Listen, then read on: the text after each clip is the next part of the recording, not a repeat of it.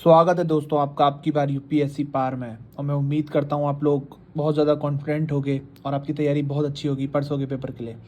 जाते जाते मैंने सोचा एक नए पैटर्न के हिसाब से कैसे पेपर को हमें अटैम्प्ट करना है या कैसे हमें लॉजिक लगाना है, उसके लिए एक वीडियो बनाई जाए। तो दोस्तों ये है क्वेश्चन नंबर 2 2021 का। अब जो मैंने अपनी बाकी वीडियोज़ में बताया है आपको एलिमिनेशन ट्रिक्स का, उसको कैसे अब एक साथ कंपाइल करना है वो मैं इस वीडियो में सिखाऊंगा। With reference to casual worker employed in India, consider the following statements.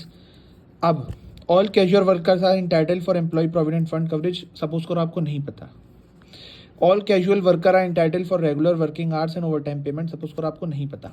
अब आप दो चीज़ जो मैंने आपको बताई हैं, एक तो किसी भी अगर क्वेश्चन में सेम टाइप के दो एक्सट्रीम है, जैसे मान लो ओनली तो दो में से एक ही सही होता है, ठीक है, और दोनों गलत नहीं होते, ये तो बाई मतलब फैक्ट है।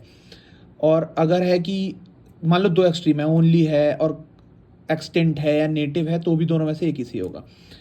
तो एक तो रीज़न ये हो गया इन दोनों में से एक ही सही होगा कि दोनों में ऑल लगा हुआ है। पर उस चीज़ को आप छोड़ भी दो, मैंने एक और चीज़ बताई है कि दो सिमिलर साउंडिंग स्टेटमेंट होते हैं तो इनमें से एक सही होता है।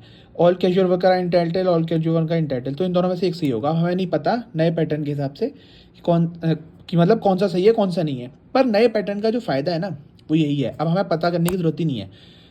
जो मेरे लॉजिक ट्रिक है उसके हिसाब से आप इन दोनों में से एक को सही मान लो, ठीक है, कोई भी सही होगा। अब देखो, the government can by notification specified that an establishment और इंडस्ट्री शैल पे wages only through it's bank account. अब यहाँ ओनली देख के आपके कान तो खड़े होंगे कि यार ओनली, पर देखो ओनली का पर्सपेक्टिव क्या है ना पूछने का, वो क्वेश्चन में समझना बहुत ज़रूरी होता है। ऐसा नहीं ओनली देख के आपको गलत ही कर देना है, ओनली कई बार सही भी होते हैं।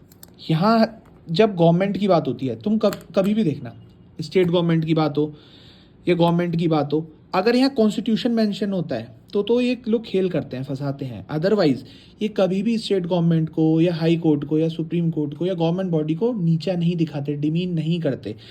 अगर इस सेंटेंस कोई गलत बता देते हैं तो अगर कभी गवर्नमेंट इस चीज़ को नोटिफाई कर भी देगी तो फिर वो चीज़ डिस्प्यूटेड हो जाएगी, और यूपीएससी कभी भी गवर्नमेंट को लेके कोई डिस्प्यूट में फंसता ही नहीं है, ठीक है, ये बात याद रखना। तो इस वजह से गवर्नमेंट को डिमीन नहीं करेंगे, ये वाला सेंटेंस भी सही हो जाता है। तो अब इसमें से आंसर कौन सा है आपको जानने की जरूरत नहीं है, ओनली 2 जो होगा वो सही हो जाएगा। तो इस तरीके से आपको एग्जाम को अप्रोच करना है। उम्मीद करता हूँ वीडियो आपको अच्छी लगी है तो लाइक ज़रूर करें। All the best.